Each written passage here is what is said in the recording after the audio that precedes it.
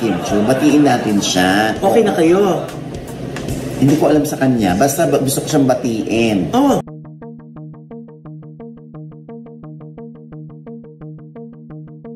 Usap-usapan ngayon ang latest video na inilabas ni Ogie Diaz sa kanyang YouTube channel.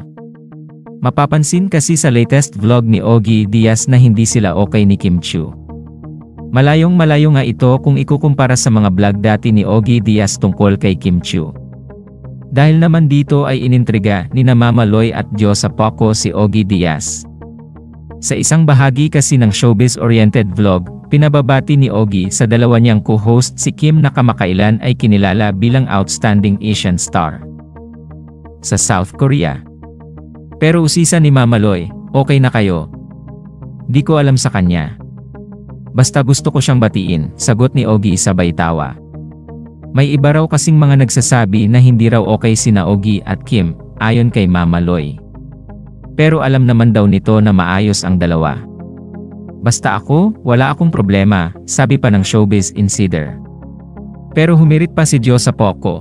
So, Tito Ogie, di mo alam kung may problema sa iyo si Kim Chiu. Natawa na lamang si Ogie at napakamot sa bandang kilay dahil sa sinabi ng co-host. Wala namang nakakaalam kung ano ang pinagmulan ng hidwaan ng dalawa. Ngunit marami ang nagsasabi na dahil ito sa mga balitang ibinabahagi ni Ogie Diaz tungkol kay Kim Chiu. Lingid kasi sa kaalaman ng lahat na palaging pinangungunahan ni Ogie Diaz ang balita tungkol kina Kim Chiu at Paolo Avellino. Minsan pa nga ay sinabi ni Ogie Diaz na promo lamang ang nakikitang sweetness ng dalawa sa publiko. Kilala naman kasi ang aktres na hindi sausawera at palaaway, kaya naman takang-taka na lamang ang fans ni Kim kung bakit tila kaaway nito ngayon si Ogie Diaz.